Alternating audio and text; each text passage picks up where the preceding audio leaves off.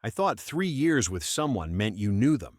I thought living together in our little two-bedroom apartment in Portland, splitting bills, cooking dinners side by side, planning weekend hikes along the Columbia River Gorge meant we were building something real.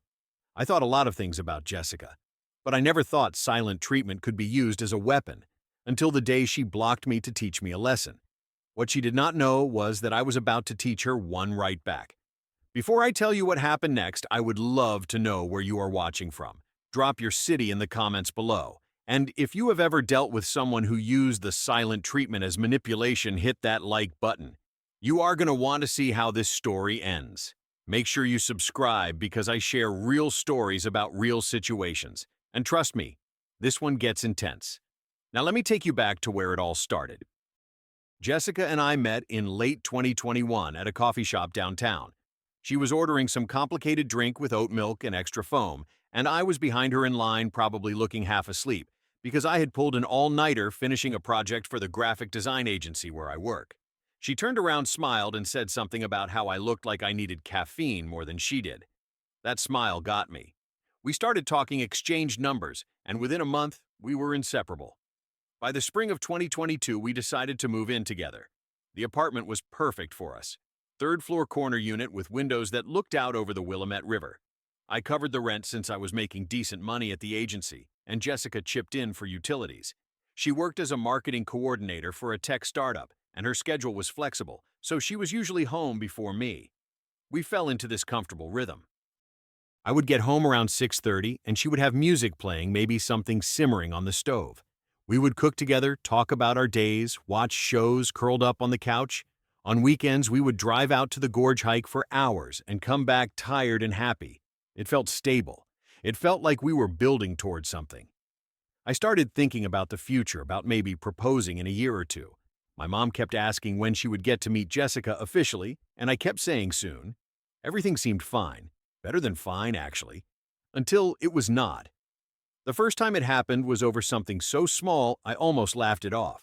It was a Wednesday in March, and I had promised to pick up groceries on my way home. Simple enough.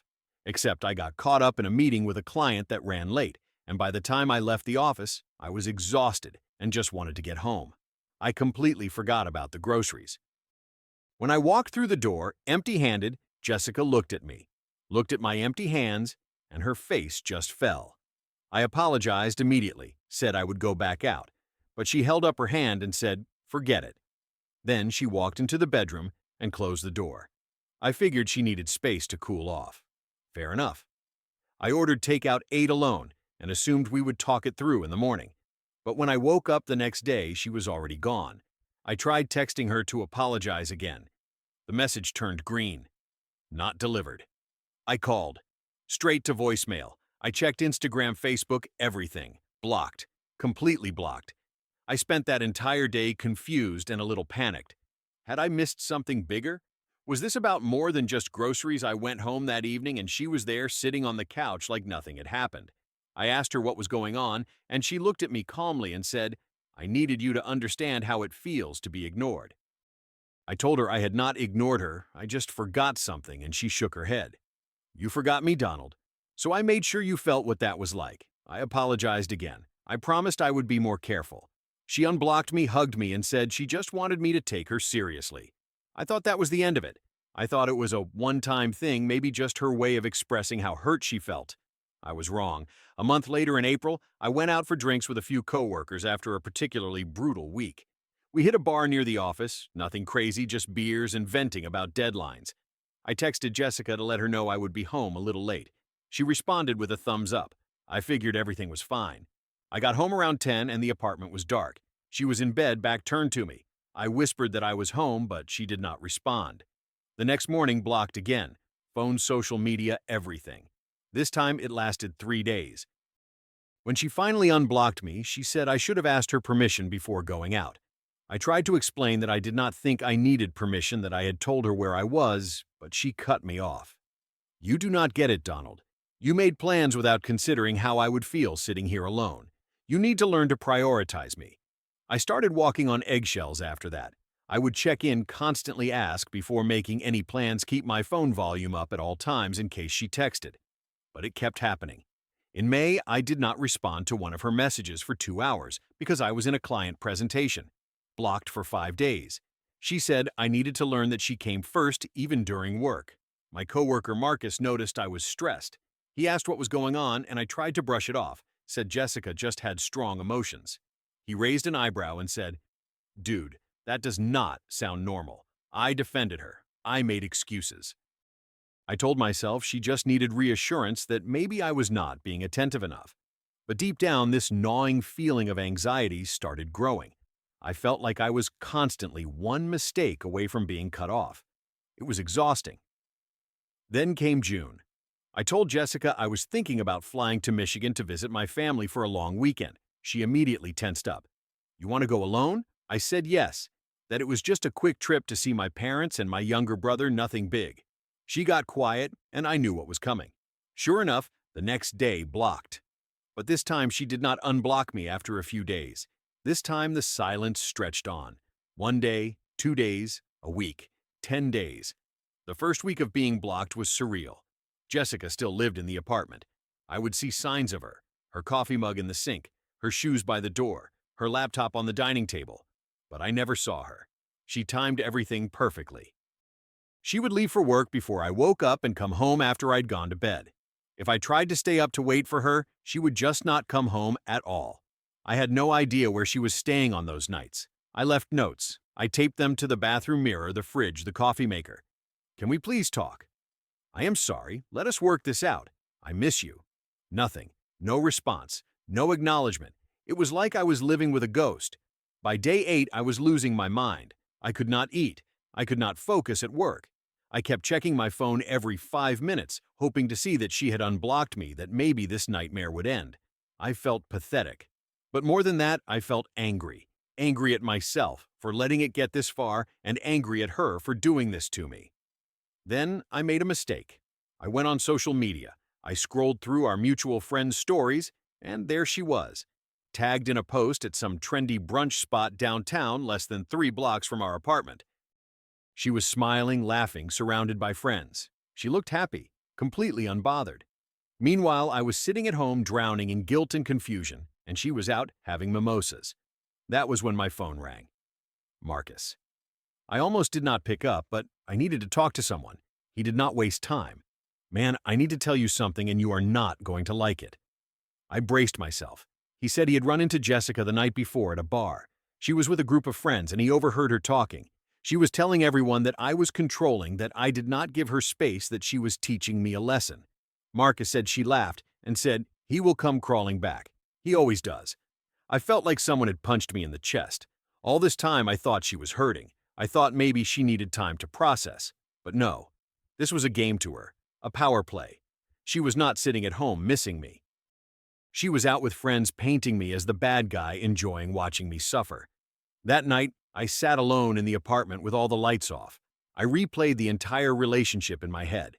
Every time she had blocked me. Every time I had apologized, even when I was not sure what I was apologizing for. Every time I had changed my behavior, walked on eggshells, put her feelings above my own. I saw the pattern so clearly now. This was not love. This was control. And I had let it happen. I thought about calling her, begging her to unblock me, begging her to come home so we could talk. But then I stopped myself. Why? Why should I beg? Why should I keep playing this game where she held all the power, and I was just supposed to accept whatever she decided to do to me? That was when something shifted. I got angry. Not the kind of angry that makes you yell or throw things. The kind of angry that makes you cold, clear-headed. I was done. Done with the manipulation. Done with the silent treatment. Done with Jessica. I pulled out my laptop and opened a new tab. I started researching. First, I checked our lease agreement. My name. Only my name. Jessica was not on the lease. I had paid the security deposit. I had paid every single month's rent since we moved in. Legally, she had no claim to the apartment. She was essentially a guest who contributed to utilities. Next, I searched for storage units nearby. I found a facility about 2 miles away, climate-controlled, good reviews. I called them first thing the next morning and rented a 10 by 10 unit. Then, I took the day off work. I told my boss I had a personal emergency. He did not ask questions. Jessica left for work at 8 in the morning like clockwork. I waited until 9 just to be sure. Then I got to work. I downloaded an app and hired 2 movers for 3 hours. They showed up at 9:30, professional and efficient. I had a plan and I stuck to it. I started in the bedroom. Her side of the closet was packed with clothes, dresses, jeans, sweaters, shoes for every season. I pulled out 3 large suitcases from the top shelf and started packing. I folded everything carefully. I was not doing this out of spite. I was doing this because it needed to be done and I was going to do it right. The shoes took up 2 boxes. She had a serious collection: heels, boots, sneakers, sandals. I wrapped each pair in tissue paper so nothing would get scuffed. Her jewelry box, her accessories, her scarves. I packed it all. 1 box just for those items, carefully labeled. Next, the bathroom. Her toiletries covered half the counter. Skincare products, makeup, hair care, all of it went into 2 boxes. I made sure nothing spilled, everything sealed tight. I was methodical. I did not want to give her any reason to say I had damaged her things. In the living room, there were decorative items she had brought when she moved in. Picture frames with photos of her family. Candles she loved. Throw pillows and blankets. I packed them. In the kitchen, she had bought a set of dishes, some specialty cooking tools, a few small appliances. I packed those too. Her laptop, chargers, books, yoga mat. Everything that was hers went into boxes. I labeled each one clearly. Jessica, clothes. Jessica, kitchen. Jessica, personal items. By noon, the movers and I had everything loaded into their truck. 12 boxes, 3 suitcases, assorted loose items. I took photos of everything just in case I needed proof later that I had handled her belongings with care. We drove to the storage facility, Unit 247. The movers helped me carry everything inside and arrange it neatly. I stacked the boxes along the walls, placed the suitcases upright, made sure nothing was blocking the door. I took more photos. Then I locked the unit with a combination lock. The code was 246810, simple enough to remember. I paid for 3 months up front. I figured that gave her plenty of time to figure out her next steps. The employee at the front desk handed me a receipt and the paperwork. I thanked him and left. Back at the apartment, I called a locksmith. Same-day service. He showed up at 3 in the afternoon and changed the locks on the front door. It cost me $150, worth every penny. When he left, I stood in the middle of the living room and looked around. The apartment was quiet. Not the suffocating silence of the past week, but a peaceful kind of quiet. Her closet was empty. The bathroom counter had space. The living room felt more open without her decorative clutter. It felt like I could breathe again. I sat down on the couch and waited. I knew what was coming. At 9 o'clock that night, my phone buzzed. A text from a number I recognized because I had stared at it for 10 days waiting for it to come back to life. Jessica had unblocked me. The message was short. "Do you miss me?" I stared at it for a long moment. I imagined her sitting somewhere, maybe at a friend's apartment, maybe at a coffee shop, typing that message with a smug smile on her face. She expected me to crumble. She expected me to respond with paragraphs of desperation, begging her to come home, promising I would do better. Instead, I typed this: "Your belongings are in storage at Secure Space 4527 Northeast Sandy Boulevard, Unit 247. Code is 246810. Rent is paid through September. Locks have been changed." I hit send. 3 seconds later, my phone lit up. What then? Another message. "Are you serious right now?" Then my phone started ringing. I declined the call. The texts kept coming. "You cannot just kick me out. This is my apartment too. I cannot believe you are being so childish. We need to talk about this." I let her send about 10 messages. Then I typed one more response. "You wanted space. I gave you space. Everything you need is in that unit. Take care of yourself." Then I blocked her number. I blocked her on Instagram, Facebook, everywhere. I did exactly what she had done to me, except this time it was permanent. The texts did not stop. She tried reaching me through email, through mutual friends. Marcus forwarded me a message from her that said, "Tell Donald I need to talk." I told Marcus to ignore her. I was done. That weekend, I got an email notification from the storage facility. Unit 247 had been accessed. Jessica had picked up her things. I did not hear from her again after that. No more texts, no more emails, just silence, real silence. The kind that comes when someone finally realizes you are not playing their game anymore. The first month living alone was strange. I had to adjust to the quiet. Not the anxious quiet of wondering when Jessica would unblock me, but genuine peace. I did not have to check my phone every 5 minutes. I did not have to analyze every word I said or every plan I made, worried it would trigger another round of silent treatment.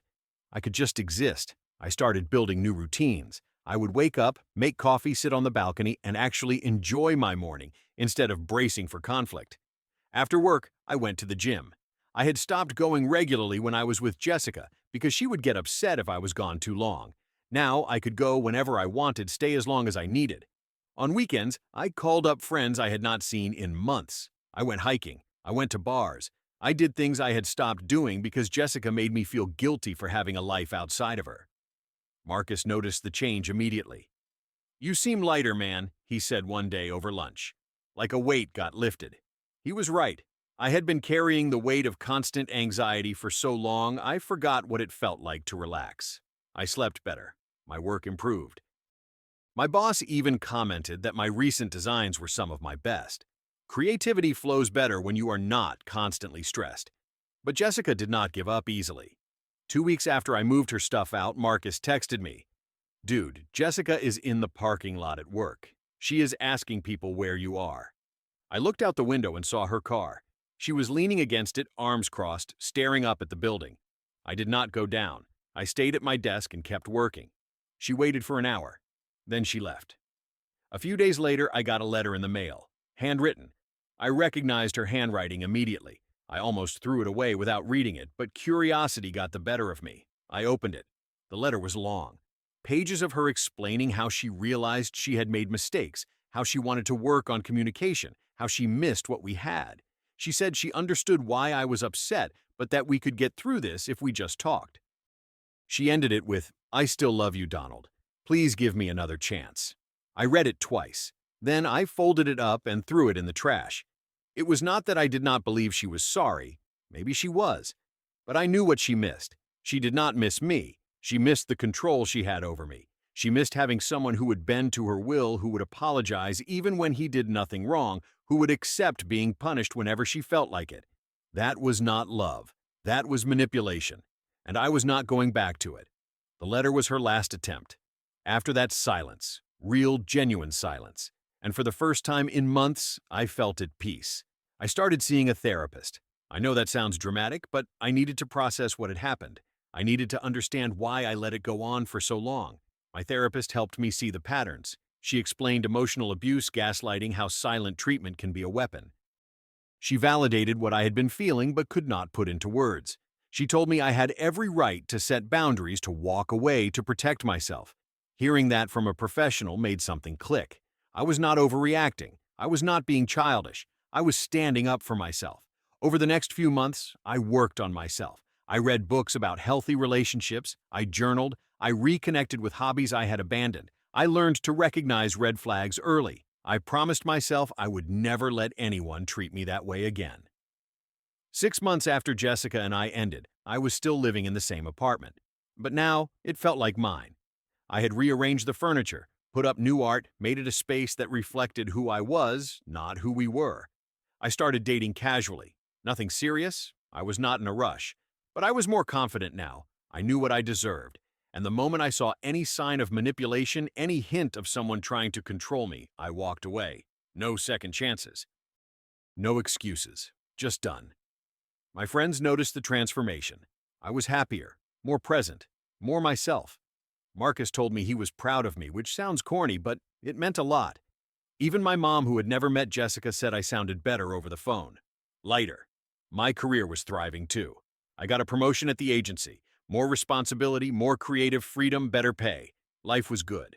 And Jessica, I have no idea where she is now. I do not check her social media. I do not ask mutual friends about her. She is a chapter I closed, and I have no interest in reopening it. Sometimes late at night, I sit on my balcony with a beer and watch the sunset over Portland. I think about everything that happened, the pain, the confusion, the anger, and then I think about the moment I decided to stop playing her game, the moment I chose myself. It was not easy, it was not clean, but it was necessary. I learned something important through all of this. You teach people how to treat you. For a long time, I taught Jessica that I would tolerate anything, that I would accept being blocked, being manipulated, being controlled, and she kept doing it because I let her. But when I finally drew a line and said, enough, everything changed. Not because she changed, but because I did. I do not hate her. I really do not. I just chose to love myself more. And that storage unit code I sent her, best text I ever sent. It was not about revenge. It was not about hurting her. It was about taking my power back. It was about saying, I am worth more than this. If you are in a relationship where someone uses silence as a weapon, where you feel like you are constantly walking on eggshells, where you are always apologizing but never receiving apologies, I want you to know something. You deserve better. You deserve someone who communicates, who respects you, who does not punish you for being human. And if they cannot give you that, you have every right to walk away. So here is my question for you. Have you ever been in a situation where someone tried to control you through silent treatment or manipulation? How did you handle it? Drop your story in the comments. I read every single one, and I promise you are not alone. If this story resonated with you, hit that like button. Subscribe if you have not already, because I share real stories about navigating difficult relationships and coming out stronger on the other side. And please share this video with someone who might need to hear it. Sometimes people need to know it is okay to choose themselves. Thank you for watching. Thank you for being here. I hope my story helped you in some way, whether it is giving you clarity about your own situation or just reminding you that you are stronger than you think. Take care of yourself, set boundaries, love yourself first, and remember you are worth more than someone's manipulative games. Until next time.